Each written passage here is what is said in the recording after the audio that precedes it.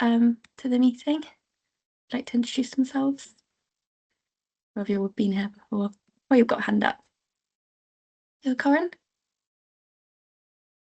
Oh, morning. Yeah, I'm Corin Adst, I'm Deputy Director of Finance. I think I might have been to one sort of event around the accreditation, I think it was, but I think, yeah, other than that, it's this pretty much first one here, yeah. Great, welcome, Corin. Alexander? Hi, I'm Alexander Chen. I'm the Head of Income and Costing at MFT, so this is the first time for me as well. Welcome. So I'm just going to jump in with a quick update from ONF, and then I will pass over to Nick, who's kindly come along today to speak to us about level 3 accreditation. So yeah, oh, we've got another hand up there. I just noticed it. Or is it back down?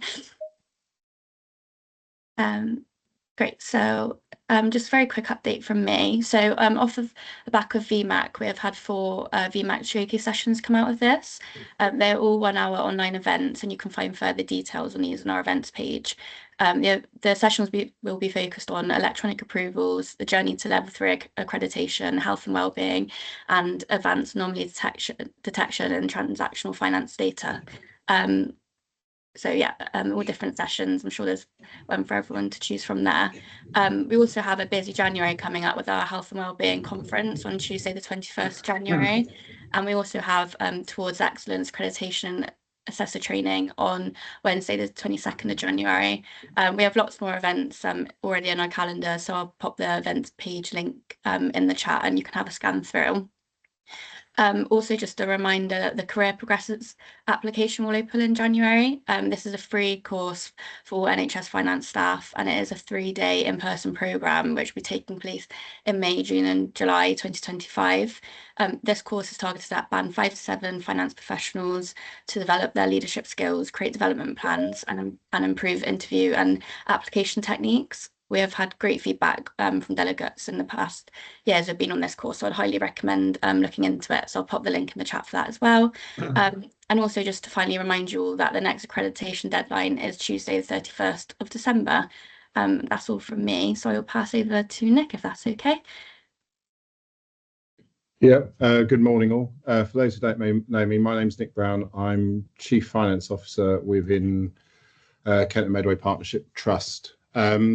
I've been asked today just basically to give you sort of my experience, our experiences of going through the level 3 accreditation process. I've tried to pitch this in a way that I'm hoping is helpful. It's been done very much as how do you present on this is how you complete a form, and probably that's not a helpful way to do things. So I might go around the houses slightly. There is some thought process behind it. So if I just put my presentation up, hopefully this will work. So does that come through for people? And has it come through as a slideshow? I can see it, but it's not in. Not in. It's not in slideshow. It's in working sort of mode. Might leave it in working mode because when I put on slideshow, I then lost the ability to see my notes. So I'll make that smaller. Hopefully that's okay for people and people can see it. But if not, I can put it in slideshow. I absolutely must. So what I thought I'd do today was kind of approach this from a couple of angles in terms of what we're looking at. So the first thing to touch on was just a bit about myself, and the reason I want to do that is just to kind of give context to the application and kind of what it means. Talk about a bit about the team before running through the processes and some of the kind of key bits that I think might be relevant to others in terms of actually in applying, and then sort of thoughts afterwards around the process and kind of what went well and what kind of benefits we've seen from doing it. But I thought I'd start just by a bit about me. And the reason I want to do this is I came from a very limited understanding of accreditation processes prior to starting in Kent and Medway just over 2 years ago.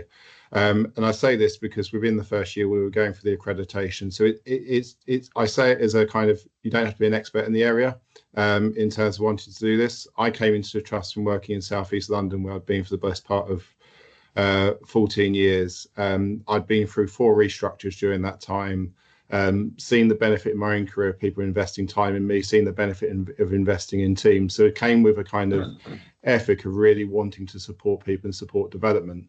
And I was reflecting on this, and I don't know whether it's appropriate to say, but hopefully no one will feed back to London. But I did wonder if, while I was working in London, actually I benefited just from the fact that in locality terms, we were reasonably well co-located, and actually the accreditation piece was kind of ignored. And I say that as a kind of, we did our level 1 accreditation in South East London ICB, and then parked it and didn't do anything else with it. So coming into the trust, I hadn't really experienced or seen the benefit of the accreditation process, wasn't really cited in terms of where things were, but came into a team who were fully engaged in the process and were fully keen in terms of taking it on. So the reason I raise that is almost just to kind of give context to, in applying for the accreditation, actually the process is relatively supported. It's relatively straightforward. There is the opportunity for you to learn as you go. So please, if you're new to it, don't feel put off by it. I was probably in a similar situation to yourselves a year or 2 ago. So that's kind of just said as a kind of opening piece. Next bit was I just thought it might be helpful to kind of give context to where we are as a team. So kind of this is the summary of what we put in our accreditation kind of introduction. We've got a team of establishment of just over 28 whole-time equivalents, and about a third of them is CCAB qualified, which I think is relatively consistent for NHS finance. So we're kind of a reasonably similar finance team to many others. We do your core functions, so management accounts, financial accounts, costing and income. Also in the finance directorate, we have procurement, payroll, patient bank facilities. And some of that we found massively helpful, because some of the accreditation pieces and I don't touch on it today, but some of the accreditation pieces are about how we add value in terms of things, and actually my procurement team are massively helpful in terms of looking at this kind of social benefit of some of the work that we do. So there are some wider strengths in the team that sort of being really helpful within this, but actually we're pretty much just your kind of normal finance function. So what I thought I'd go on to next was just the kind of why and the how of what we're doing. And as a trust, we secured level 2 accreditation back in 2019. And whilst COVID had slightly extended the deadlines for us, we got to the point where we needed to go for a level 2 renewal. So one of the first things I did coming into the trust, and the first things we did as a team, was kind of sit down and have a conversation about what it was that we wanted to do. For those of you who know her, Victoria Deacon was the previous substantive Deputy Director of Finance here, and she'd done a lot of work over sort of a number of years in terms of building up actually the team's approach, the team's work that we're doing, and really building on the level 2 accreditation that we had secured, and kind of my notes look slightly odd, sorry. And kind of building on the level 2 accreditation that we secured, and actually putting us in a really good position to go for our level 3. But when we started the conversation, that wasn't what we were thinking. So we sat down as a team, we had a discussion about what accreditation we wanted to go for, what the asks were that were required within it, and actually where we actually felt we were. And it was those conversations, and it was, and I say this in terms of stressing the team, is it was actually a team decision that actually we should push for our level 3 accreditation. The work Victoria had kind of led on and supported through the team had actually got real traction, and people were keen to actually assess ourselves against the higher level. I think that's important, because the thing I would say, and it will come up a number of times in this presentation, is, to me, the accreditation isn't the goal. The goal is actually how do we develop our teams and make sure we have the best finance function that we can offer, both internally and externally, within systems and regions. And therefore, the accreditation process should be part of a journey. So I just think it's important to kind of reflect on that. So having made that decision, what we then did is we set aside sort of 3 months in terms of just to work through each of the kind of requirements for the accreditation, looking at what evidence we'd got, and actually kind of internally challenging ourselves about whether it was the best example, whether it actually met the ask that was within it, and whether there was other areas that we should be looking at. And the reason I felt that was important is actually what it meant was we actually ended up with a team approach to this. So actually we had the whole team looking at different areas. And it meant that whilst it was a time commitment, it was a time commitment of an hour or so every couple of weeks for individuals, and actually became part of a kind of stock take learning kind of conversation about where we were. And I think that was massively valuable. So whilst I had senior leadership, so for people who know her, I had a lady called Lisa Marsh, who was my Associate Director of Financial Accounts. She led the process for me and pulled the bits together. It was actually from having those team conversations that we put a lot of our work together in terms of what we're doing and looking to do. The other piece I would say is that we realised early on that we potentially do accreditations once every 3 or 4 years in terms of where we're looking at, and some of the asks had changed in terms of what we'd done. So we were fortunate that Jamie Buick in Sussex had done our level 2 accreditation and was really willing to help us in conversations and support us where we had questions. We also had the one sort of NHS finance team offering a similar role. So we found there was a lot of external support and advice where we found things difficult. So if you're looking at going through the process and you've got tricky areas that you're not sure on, or you want to test things out, I think there is, or I know there's that external support available to you. So reach out to the kind of regional leads. If anyone wants to follow up with me afterwards, please do. I'm happy to have conversations, but I think there's real support within the finance community for people going through any level of accreditation, just to actually support you in terms of doing that. We also then, the final piece we did in terms of preparing for our assessment, and part of this is on the assessor day, the assessors are looking to talk to people beyond finance, so actually looking to reach out to our operational colleagues and other colleagues in terms of actually to support the process and see if they would be interested in supporting that conversation. And actually, that was really helpful because it allowed us to go and sort of blow our trumpet slightly in terms of talking to the wider trust in terms of actually what we were doing as a finance function, and actually where we saw ourselves, and actually it just encouraged that kind of whole kind of improvement dynamic and conversations in terms of what we were doing. So just going on to my next slide, and I can't work out if this is the right way around with the next one, but I'll just go through, I'll run it in this order. Is the next bit was just to kind of touch on the process itself. So we completed our initial submission. So for people who have seen it, I've got a piece on the side here, which is the kind of evidence schedule that we put in. So we put together an evidence schedule. We also put together a kind of overview of the trust and some of the key highlights that we'd done over the last couple of years.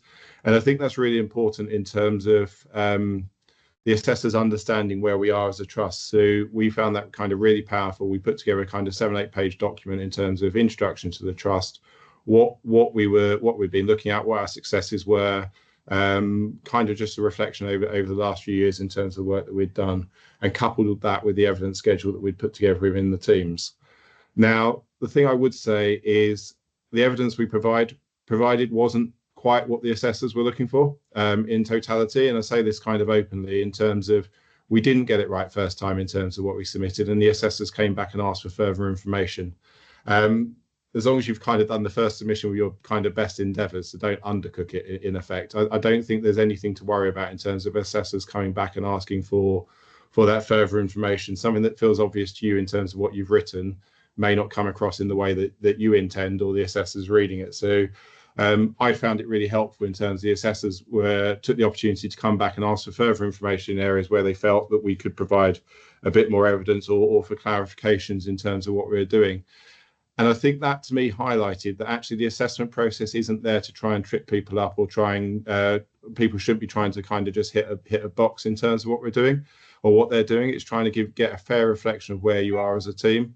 And I think that further request to me kind of highlighted the approach. And actually the assessors are there, whilst they're there to assess you, actually are there to try and make sure they give an accurate reflection. So it's a really kind of good and supportive process that I found. We then went through the assessment interviews. So they came in for a day, undertook a series of interviews with the team. I've put our schedule on there. I don't know if that's quite readable, but we had within there my deputy director of HR, members of my finance team, some service leads, sort of general managers kind of supporting the conversation, saying actually how have they found finance, what have they kind of benefited from. A couple of my team talked about their lives, their kind of career stories, and so one of our individuals has gone off to another trust over the last couple of years and then come back into KMPT. So actually kind of shows that real ability for us to support our staff and support their development within the NHS finance function as well as locally within the team. We also had our chief executive. For those of you who know her, Sheila Stenson used to be the CFO in the trust, and about the time we were going for this accreditation had secured the role of chief executive. So we were really lucky to benefit from her support and her kind of work over the last few years as well. So we had the assessment day. Assessors went away. They kind of collated their feedback, and they again came back for clarifications where they felt there was opportunities for kind of further information, or where they felt maybe they weren't quite seeing what we'd fed into them. So again, felt a supportive process, and actually I think it was a fair one in terms of what we're doing. They then put together their recommendation for the council in terms of for our accreditation stage, and we then had to wait because politely they couldn't tell us what they'd put in, but we had to wait for a month or so in terms of to find out what they'd said. I've learned it's normal. I was kind of hoping to find out on the day what they felt, but kind of just got told no, it had to go through the process, had to go through moderation kind of conversations at the council meeting. So please don't kind of worry when you get told you have to wait a few months to kind of find out things. So we found out at the end of January that we secured our level 3 accreditation, which was kind of excellent news and was a kind of real positive news story. So that's kind of the process and kind of our thinking about it. What I thought would be helpful next is if I kind of just focused in on some of the things that we include in our accreditation. Now, this is kind of put together with the kind of angle and thought process of almost saying if there's areas that you think you need development on, there is actually possible. It's not impossible in terms of where things are.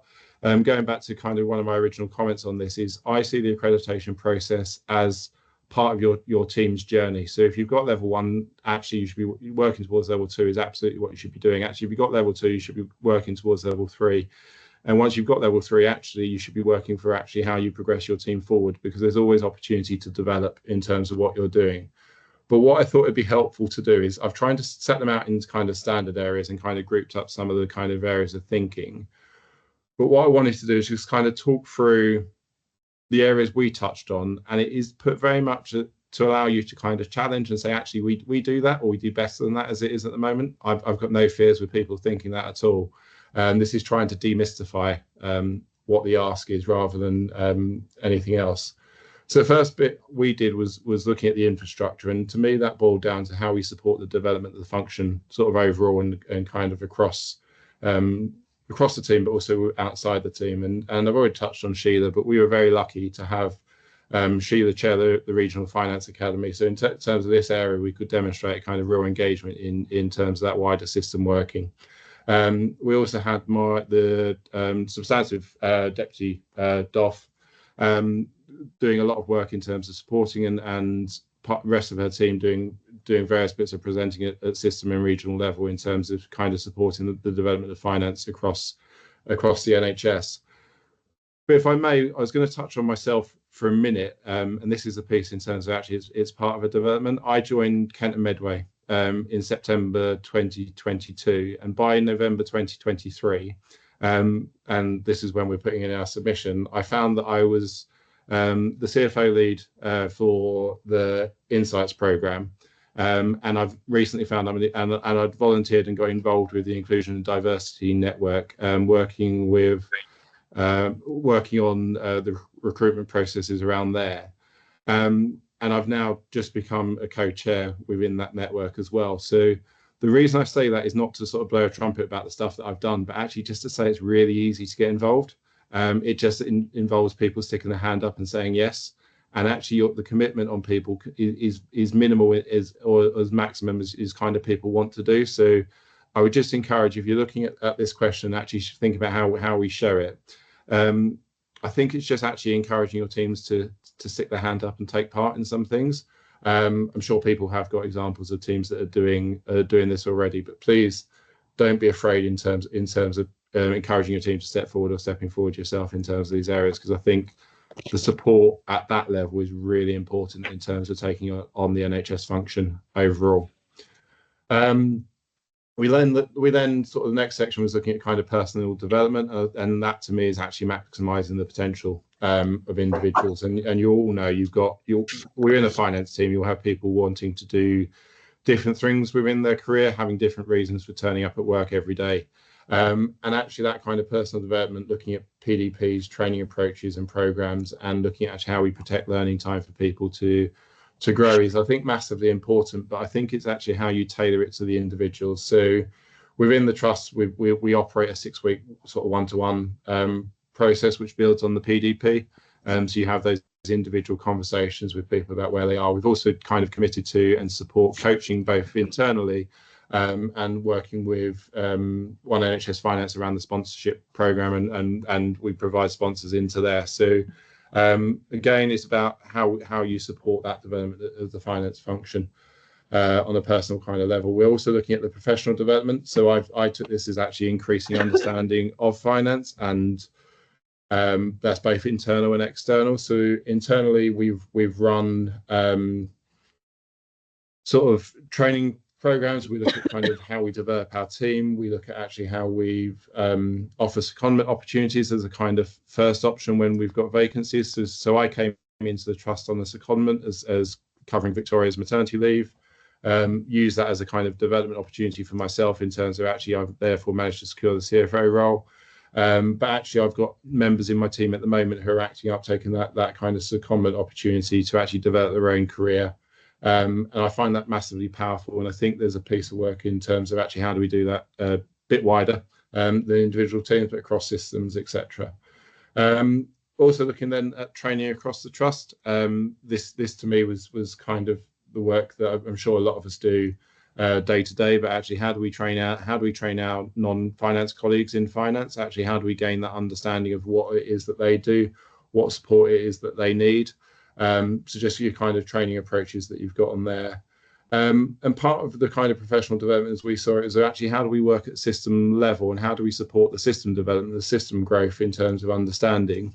And my financial accounting team had a really strong capital process in place. I was going to say 3 or 4 years ago, they still have it in place now, but 3 or 4 years ago at the system level, we were running our capital processes on a kind of almost who shouts the loudest got the most type approach. I'm not saying that's strictly how it landed, but it was down on personalities and bits, and we supported the system in terms of its development of its capital process. So actually we implemented a kind of ranking and a transparent process so people actually had a clear understanding about how we prioritize things across the system, and it actually made it, as I say, made it more transparent. But to me, actually, that's grown the kind of professional approach within the system as well as outside of the trust. So kind of some really good work done in there.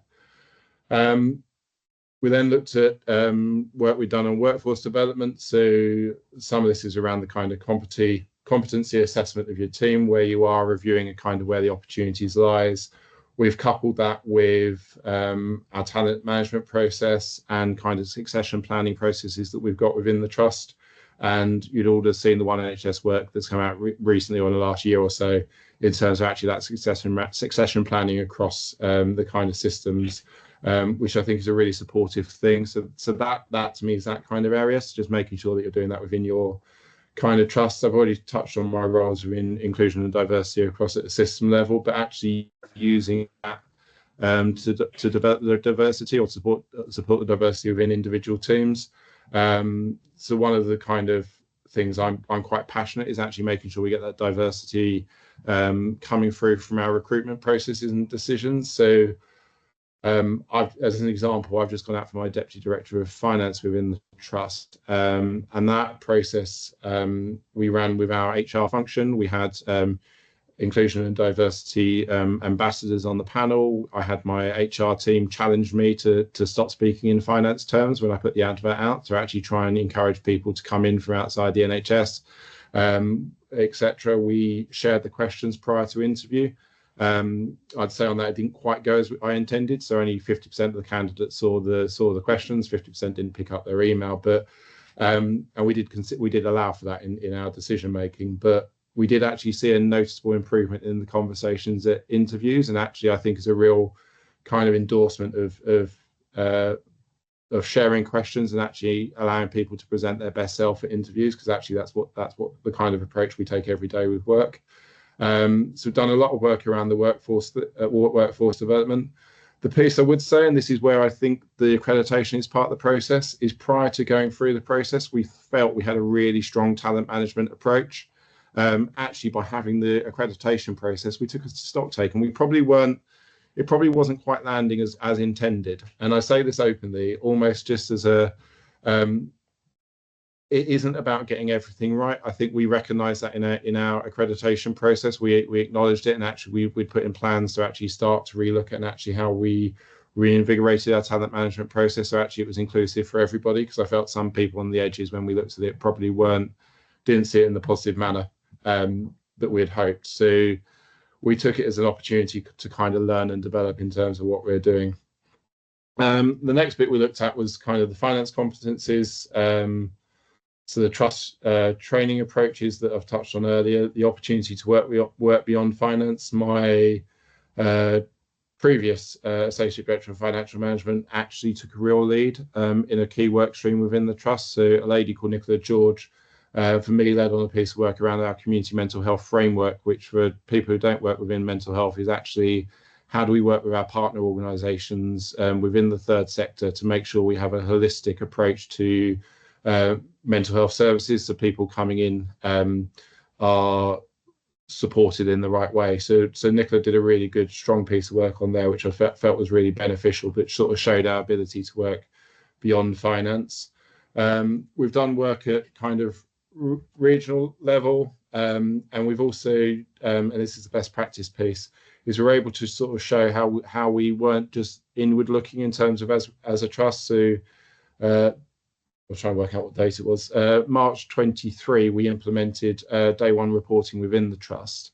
And we did that by linking in with colleagues elsewhere that we knew had done it. We used the innovation forum that's available on the websites and use that to identify links, identify kind of opportunities for conversations. And my team were kind of given the task of looking at our reporting processes, and they came back to me and said, we want to do day one reporting and this is how we're going to do it. And I felt that was a really kind of positive kind of approach that they'd taken, but sort of taken by looking at best practices elsewhere within the system.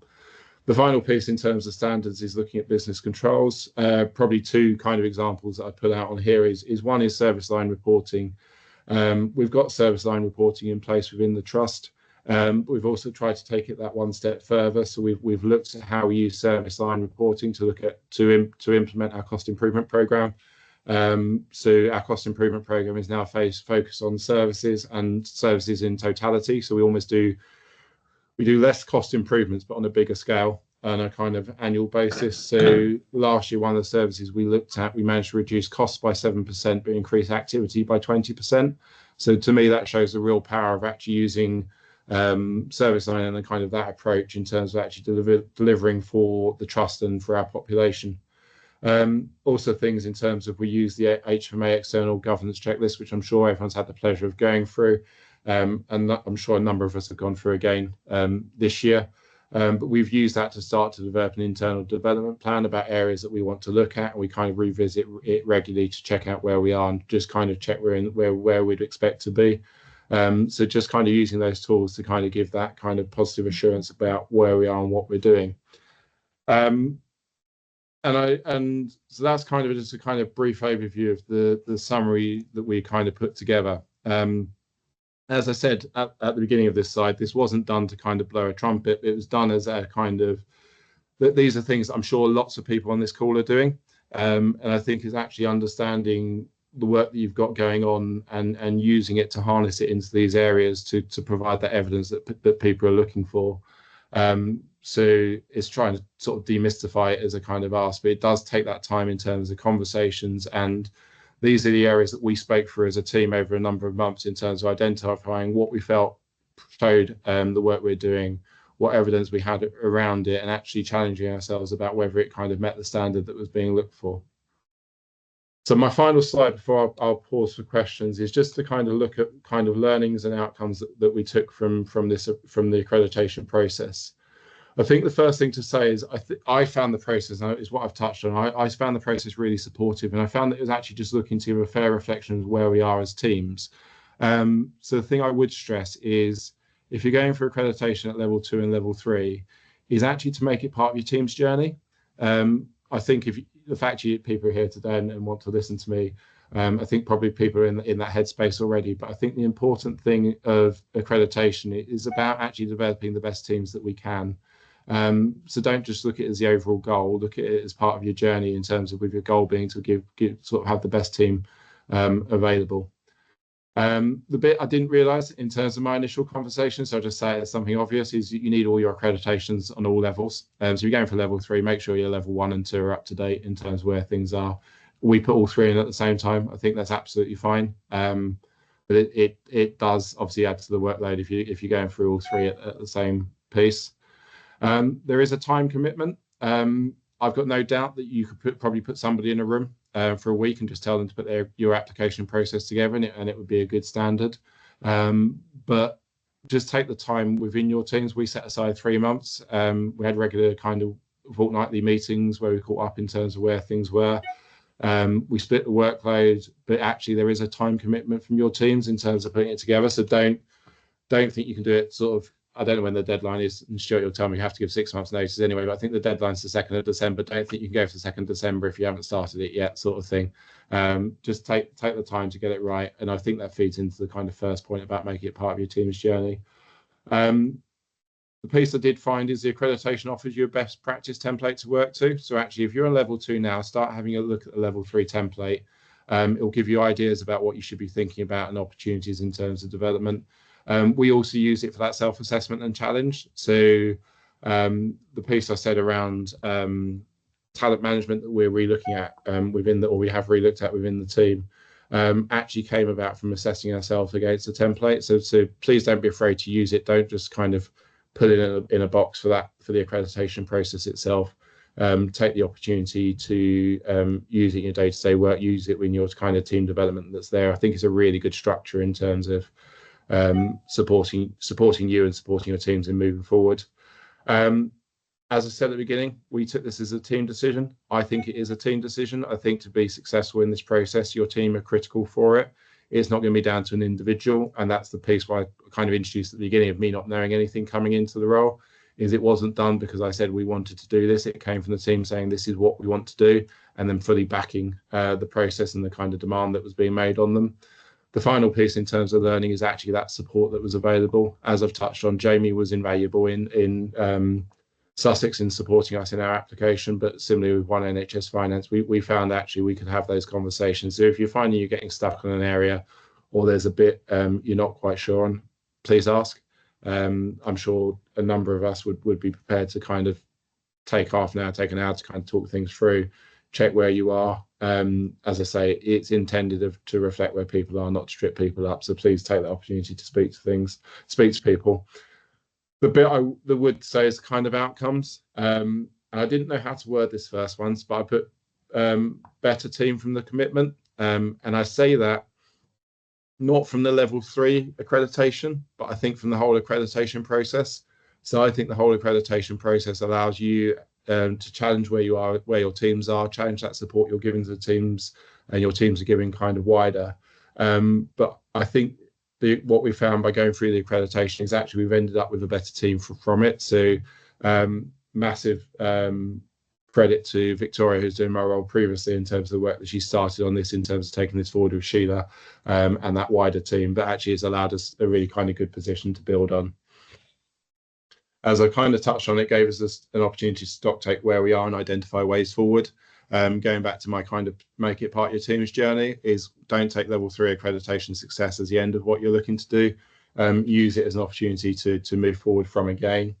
That I think was supported by the kind of assessment process. We had some really good conversations in terms of interactive challenges, I've called them, but actually that meant that we had the opportunity to learn and actually make a kind of identify ways that we could move forward from.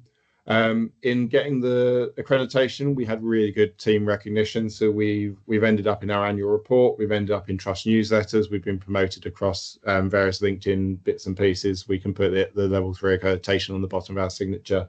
I think the team have really valued that kind of recognition of the work that's going on. So I think there's a real piece in terms of actually is a really kind of supportive outcome for the team. I've seen some reputational benefits from doing this. As I've touched on, I did our Deputy Director of Finance interviews over the last couple of weeks. I've seen it and I've had feedback from similarly with members of our team. Actually, people are applying for us because we're level 3 accredited. When they come to interview, they talk about how they want to kind of learn and see the kind of work we're doing. So actually we found it kind of really beneficial in terms of actually improving our kind of reputation and the work that we're doing as we run through things. And I think that's important because I think the thing I was going to say, and I can't think what generation 2000 is in the world at the moment, but what we're finding in the workforce is people want to come and work for good employers. So actually something like this actually gives you that kind of standard and that badge that you can show people your commitment to it. The promotional piece, I just think is really helpful in terms of one, promoting a career within your trust, but secondly, promoting a career within NHS Finance.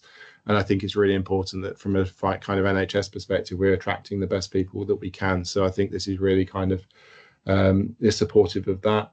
The final piece, I put it as an opportunity to network. I think it's opened up opportunities for my teams to go and talk to people and go and have those conversations. So since we've done this, I think I've done 2 sessions in terms of around the level 3 accreditation. I've had conversations with people about what's involved. And I think it starts to open up doors and actually allows sort of my teams that opportunity to kind of go out and speak outside their kind of a normal environment, but actually encourages people to come speak to us. So I think there's a piece in terms of just it supports that opportunity to network. So I think the kind of overall process around the accreditations a really powerful one in terms of as we develop and move forward. So I was going to stop there for today. I'm hoping that's helpful. I'm hoping that's hit some of the brief that I was given. I'm happy to take questions, but I'll take the slides down now if that's okay with people.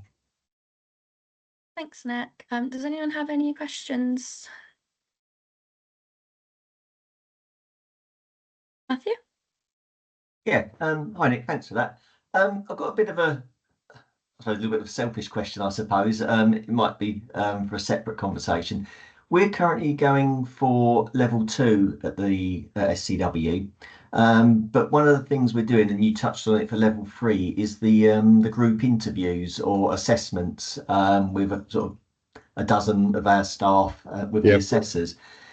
Can you just sort of tell us a little bit more what to expect with that? Because we've actually got our 2 sessions booked in early December, and we're not quite sure what to expect, really. So what we found is obviously when you put evidence in, you talk about things such as career development or things the finance team are doing in terms of where things are. So we put together a timetable of people that look to cover off those areas. So there's a guy called Darren Richardson who's a gentleman who went off, left the trust, came back into the trust, and we'd put his career story in as some of our evidence. So actually what the kind of the assessors came along to do was kind of talk to Darren about what it was he was doing just generally to kind of get that understanding of things, but also start to talk about that area and actually talk about his career story, what it meant to him, and actually try to bring the evidence to life. So those interviews, as I found them, were kind of bringing the work that you've kind of put on a piece of paper to life, getting that understanding of what it is you've kind of submitted as evidence. I had one as CFO, but I also had one in terms. It also touched on my work around the inclusion diversity piece. So within that, I was challenged of you say you're obviously part of the inclusion diversity network. What it is that have you been doing? What work have you sort of done? So the work I've done with AFLAC in terms of looking at inclusive recruitment, how I'd applied that to kind of day-to-day work that we're doing within the trust, and actually that kind of opportunity that we'd kind of found from within it. So those interviews I found very much as we kind of gave the assessors what areas we were putting people forward for, if that makes sense. So they don't look to ask a difficult question on a different area that they don't know anything about, but they talk to the individual about what they've found, what they're finding in terms of where things are, but also then touch on those areas in your application to kind of get that kind of fuller understanding of what's written on a piece of paper. So it's kind of bringing things to life. I would suggest, if you're looking at that from your perspective, it's have a conversation with your assessors about that. This is what we're proposing to put forward. These are the areas that they're looking to cover. I think there's no concern with saying actually some of these are junior members of staff, so actually this is unusual for them. Can they give you a kind of indication of questions? This is what you're thinking, and I think they'll be supportive in terms of setting those out. They won't give you everything because they don't want it pre-scripted, but sure. I think they'll be supportive in giving you that understanding. Yeah, cool. Thank you. Paul? Thanks. And Nick, thanks. That was really helpful. Actually, we're going for level 2 as well. I think one of the things that's come up generally across the team is obviously with the financial pressures and the difficulty to sort of bring in new things or to promote everybody. It's that bit about networking I was really interested in, because people have talked about wanting to get that other experience and understanding how other places work. What would you suggest is sort of the best way, maybe using your Capital one as an example? What's the best way, do you think, to sort of broach that conversation with the other ICB members? I think I think in terms of the challenges we've got at the moment, there's two ways we can respond to them as an NHS, and one is we go into that and we'll find that we've got the same challenges we've always had, because you've only got the ideas you've always sort of operated with. So I think there's a piece in terms of, and I don't know how your system works, but I think it's identifying where the conversations are happening at the moment at the system level. So where we operate in Kent and Medway, the three that I can list off, and there's probably more than that, is our capital program. There's a conversation in place at the moment. There's our deputy directors of finance get together. We have our planning. We have a planning forum where we get together and have conversations. And I think it's just, to me, it's actually identifying where the challenges are. So I think it's actually having that collective conversation to say, actually, almost let's stop doing what we've always done. Actually, what is it we could do? Where do we see challenges in terms of actually operating? What do we see as the biggest system challenges in terms of where things are? And actually, how do we start to tackle them? So how do we have that conversation? So you took the Capital one as an example. From what I'm aware, we used to present our capital programs. They'd go to kind of exec conversations at a senior level, and then basically whoever was kind of made the best argument on the day probably got the most capital kind of funding allocated to them, which was probably all robust as robust as it could be, but actually came about from someone saying, actually, it's probably not, as we move towards more system control and system approach, it's probably not the fairest way of doing it. And then we got together and had a brainstorm of actually who's got an idea about how we do this, who has a process in place or senior processes that do it. So I think it's just about finding that time, and that is the difficult thing, because everyone's busy. The thing I would say is I don't know if this bit's been recorded, maybe I should say, is we're always going to be busy. So you're always going to, and so actually taking the time to investing an hour or so in a week to save yourself that time that might save you longer in the long term is actually probably the right thing to do. So I think there's just a bit of I recognise there's a time challenge, but it's taking that time to get system partners together, using the mechanisms that you've already got in place, and then identifying a problem, and then identifying the best people in each of your kind of partner organisations to have that conversation. So Paul, you might be in the meeting and say, actually, this is a challenge that I'm facing. But actually, when you agree to have, let's explore this further, it might be one of your colleagues that you send along. So don't be afraid in terms of doing that. But I think it's just a piece of getting people together to work it through a kind of clear definition of what the problem is and what we're trying to solve. Yeah, really helpful. Thanks, Nick. Does anyone else have any questions? No. Well, if anyone does, I'm happy to pass them on to Nick. Thanks, Nick. It was a really helpful session. I'm just going to request our next speaker to join. Whilst we are waiting for her, I just have a question for you all. So we are looking for a new chair to chair this meeting. If anyone would like to volunteer, or I'm happy to have a one-on-one call with you to kind of speak through the responsibilities. the responsibilities would be to attend 4 Leeds meetings a year, along with these regional meetings, just to help me plan agendas, find speakers, and then to, of course, chair this meeting as well. So if anyone would like to put their name forward or email me, that would be great. Thank you.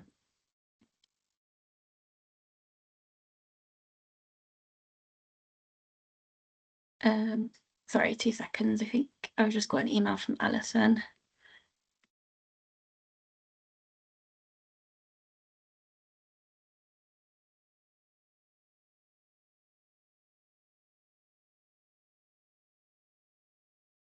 I think she's joining in the next minute or so.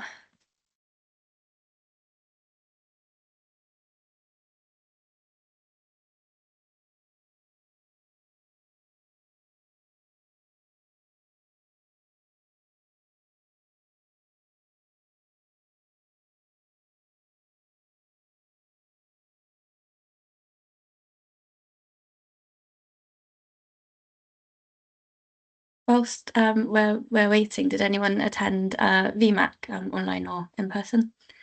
Just raise your hand if you did. No? Anyone? Oh, Sophia. Yeah,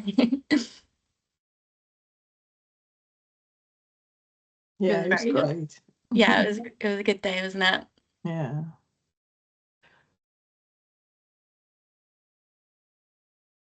Going to ask if anyone had any feedback for next year, because we're just thinking of ideas for our next agenda. But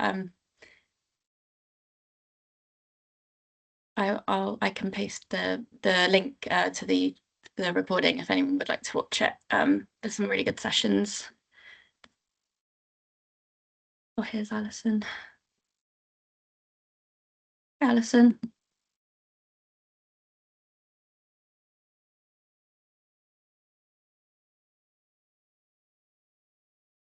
Hi everyone. Hi, Alison. How are you?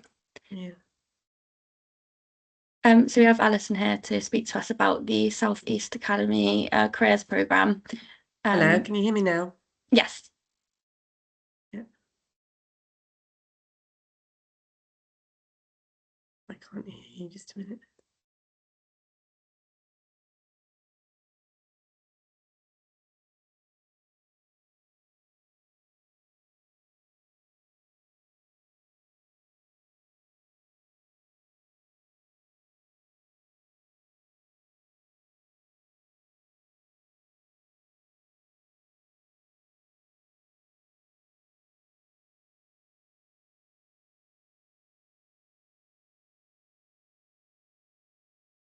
Hi, sorry. I had some That's all right, no problem. Yeah, so I couldn't hear you. I can hear you now. So No that's problem. yeah. Thanks for joining us today. Are you happy to introduce yourself to the group? Yes, I am. So I'm Alison Gordon, and I'm head of financial management at Oxford Health. And I recently volunteered to be the lead for the careers programme in the South East. And then in the Finance Academy, we have Lois Cavallaro, who is the lead in the Finance Academy for careers. So I've been working with her on this. Do you want me to just get started with my slideshow? Yeah. Yeah, that would be great. Thank you. Okay. I'll just share my screen.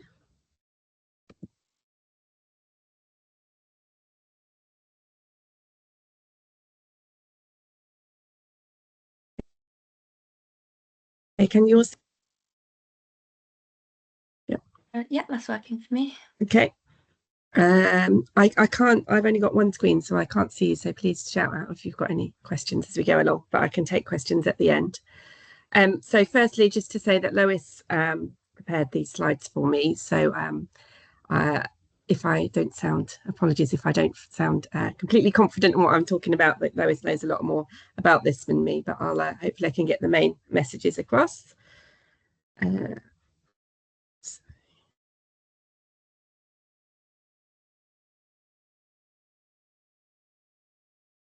Okay, so just to start with the scope of the Finance Academy and what we are trying to do as part of this careers programme. So as you can see, we cover the southeast, and you can see on the map the counties that covers. And as well as finance staff, we're also including procurement and digital data, analytical and technical staff within this programme, as there's quite a lot of links between the three professions. So the current position, I think probably as value makers, you will probably know a bit about future focused finance and how that has become One NHS Finance. And as part of that, it has led to us setting up a programme for career development in NHS Finance. And as it said there, to make sure that everyone working in NHS Finance has access to the opportunities they need to develop their skills, excel in their roles.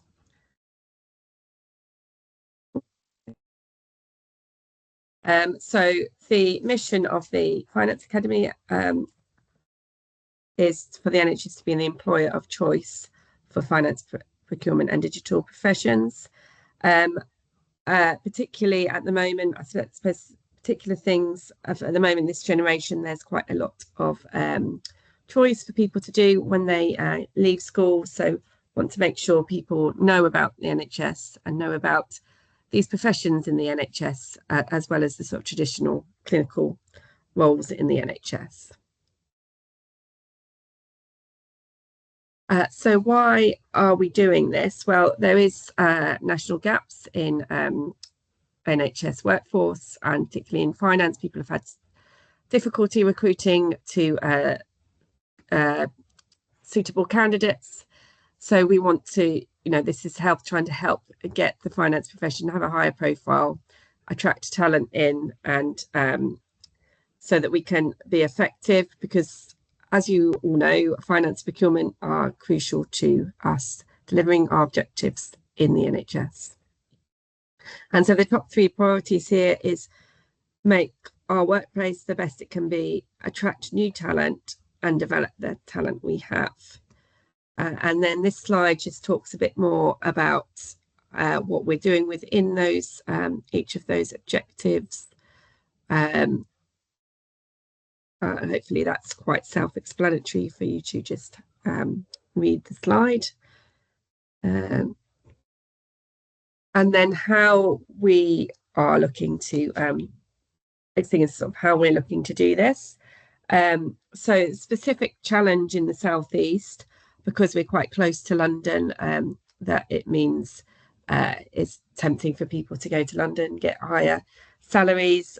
Also, there's quite a lot of jobs in the southeast region, so people have quite a choice of employers that they can go to. The private sector often pays higher salaries and has other opportunities for people. So we need to kind of really get the message out there of what NHS Finance has going for it, and why it is a good career for people. So there's lots of resources available on the national. This is some of the examples of the national resources from One NHS Finance, and there's a dedicated careers page on their website. And then there's also resources from the southeast as well that you can use. So one of the reasons for coming here today really to talk to you all is that obviously Value Makers is a network of people we have within NHS Finance. So we would really be looking for your help to promote NHS Finance within your local area. But we have a lot of these resources available already. So there's things like career stories, as well as just the kind of leaflets you can see there. And I believe from Lois there's also things like slide presentations already prepared if you want to go into a school and present about NHS Finance.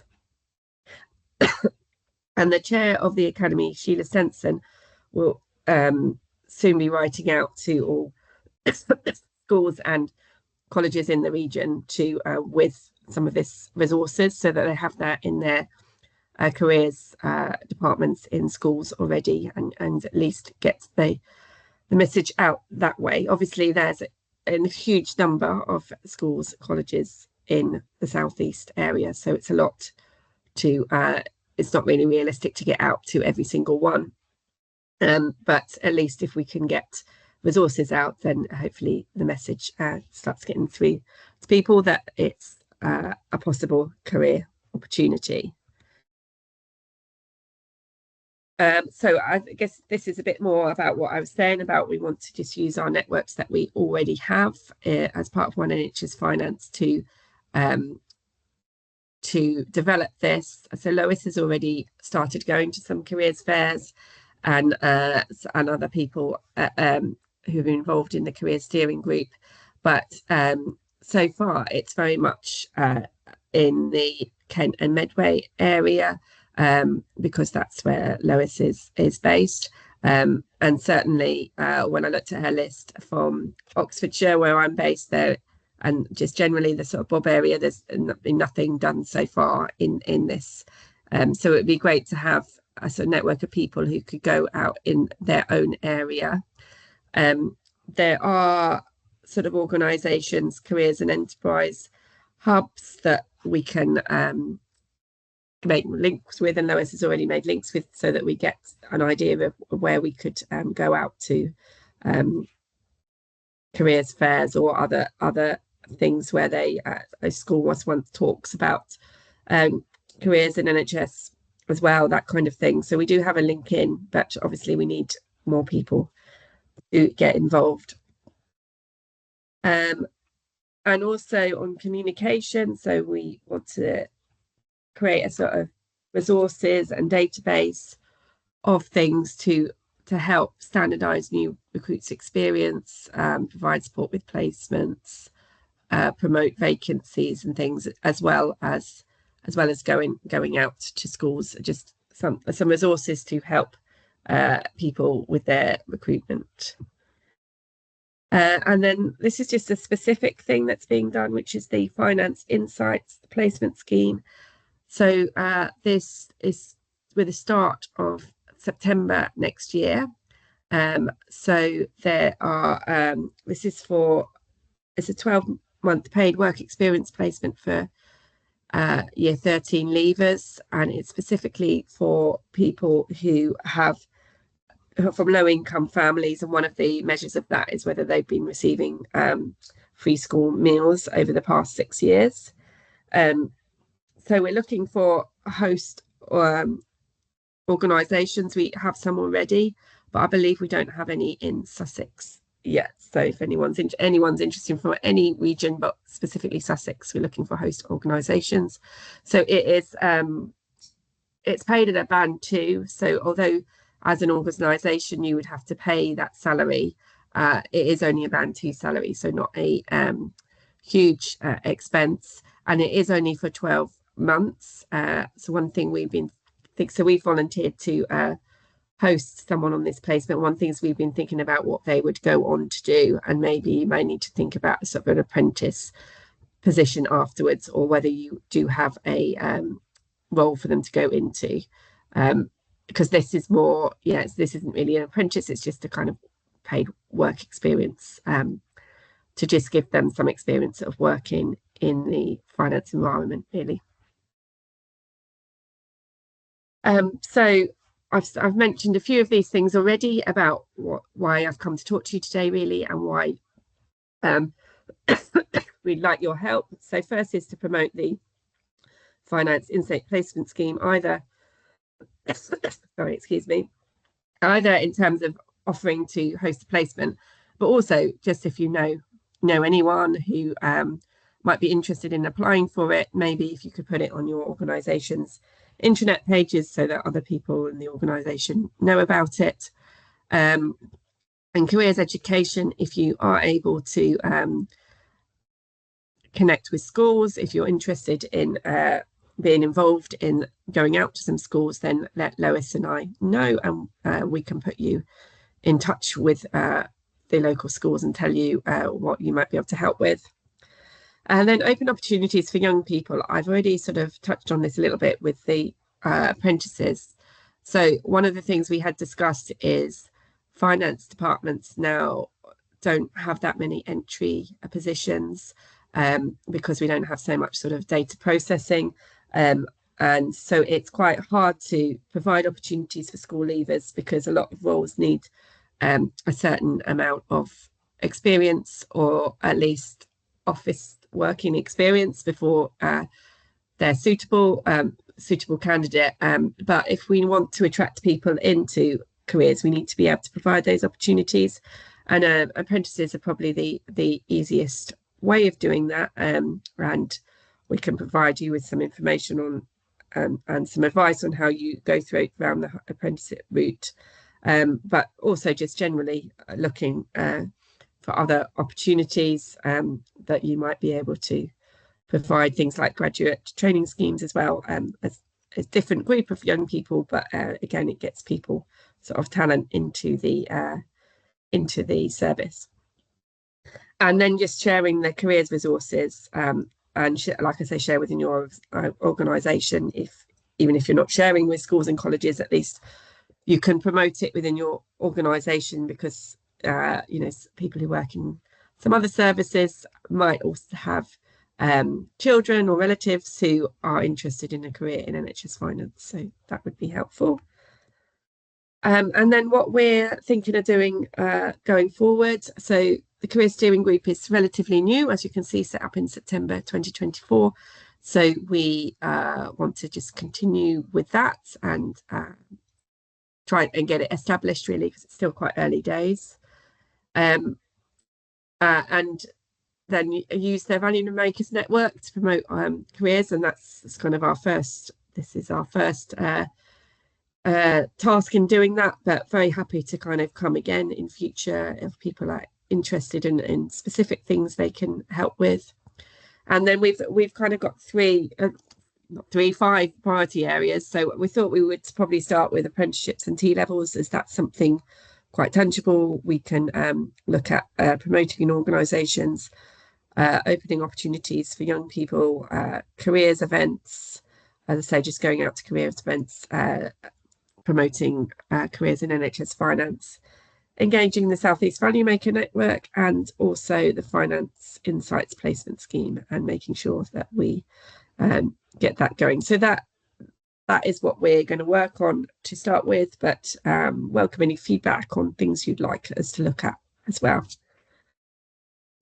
Thank you for having me today and listening to that, and happy to take any questions if anyone's got any.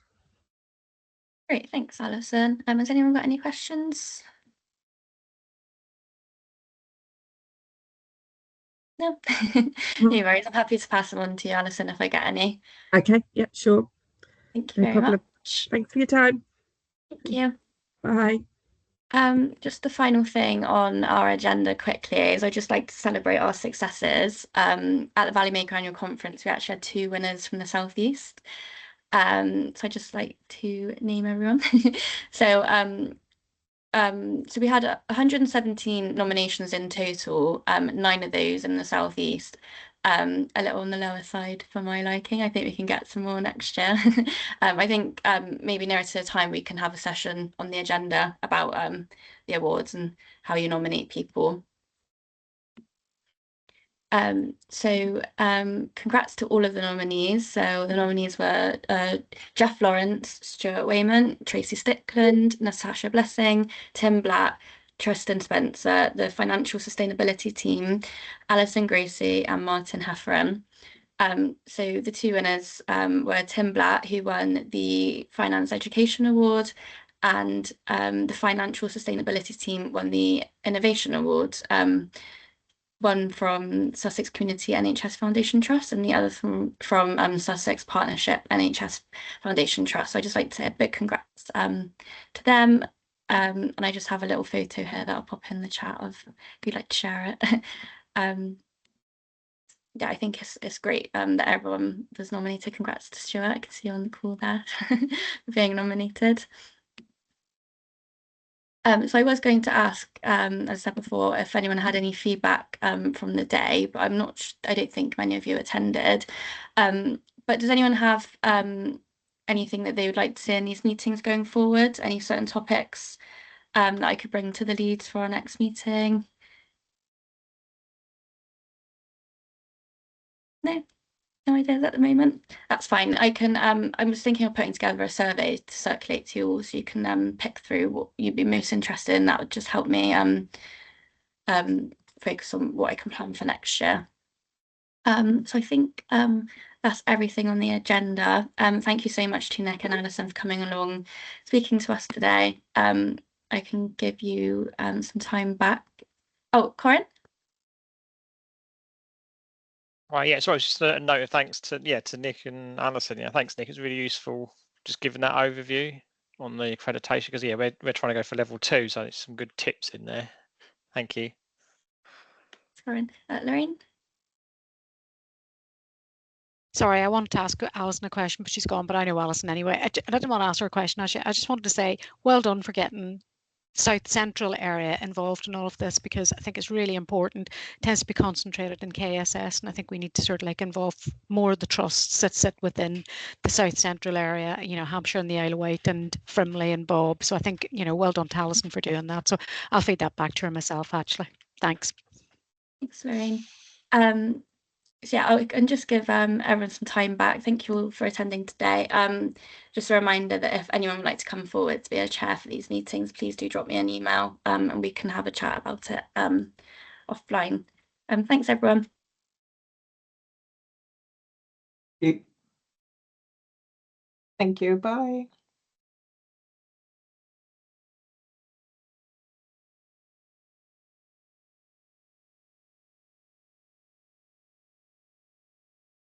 Should we just stay on? Shall we? I'm having real problems with this meeting today. Honestly, I don't know. I couldn't get my mouse to. I moved the meeting from one screen to another, and then I couldn't get my mouse to register on the screen it's on. It just keeps flying all over the place. So I was desperately trying to speak. I just want to have a quick word with Alison, just to say thank you, really, because, you know, sort of like she's sort of like. She's kind of really got into this, which is really, you know, fantastic for us as well, because it's one of our objectives as well. Exactly. Yeah. Anyway, what I wanted to speak to you about was, I love your jumper. Where'd you get that? That wasn't what it wasn't what I wanted to speak to you about, but just when I was looking at it, it's really nice. Thank you. Do you know what? It's a cheapie from Temu, of all places. Do you know Temu? No, I don't know what that is. No. Oh my God. Well, it's a Chinese online cheapy websitey thing. And we bought from conference last year the tree decorations that were on the table from it. And while we were looking at bits and pieces, I saw a couple of things and I ordered this.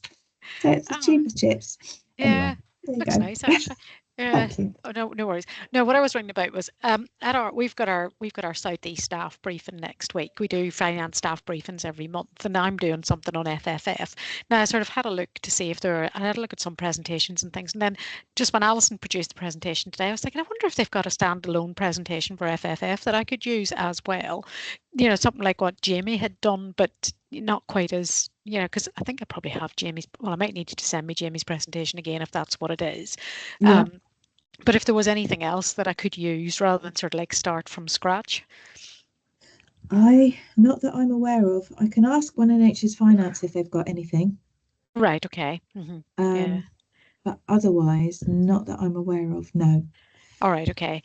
I suppose the other alternative, if you ask One NHS Finance, if they don't have anything, could you just send me Jamie's again, and I'll doctor Jamie's that he did, you know, sort of like about the different he did the ones with the different. I think he did quite a lot of slides actually, and it was all the different levels of accreditation and the benefits of each level and things like that. And I was just going to do something like that, if I'm honest with you. But when I went looking for it the other day, we've just done this data migration, and honest to God, I've lost so much stuff that I had in my archive. I just can't find files now, so I can't. So I mean, I've asked IT to look into it for me, but I haven't got the time to go back to them to ask what they're asking of me at the minute. But if you could send me, if you could ask One NHS, I need it as soon as you could get it to me. I really need it. Okay. So yeah, I'm sure I've got Jamie's stuff, so that's not a problem. So I can send that to you today. I'll ask ONF, and then brilliant. If they get anything, I'll share that across. Obviously. Yeah, it's just sort of like, you know, a fairly, sort of generic FFF presentation, the benefits of it, the levels, that sort of thing. It was similar to what Jimmy had done actually, but I just wondered if there was something that looked a bit better than what I could produce. Yeah. Okay. All right. Leave it with me. I'll see what I can find. Oh, brilliant. Thank you very much. You're welcome. All right. Speak to you soon. Thanks. Take care, Lorraine. Bye-bye. Bye-bye. You too. Bye. See if I can get out of this meeting now.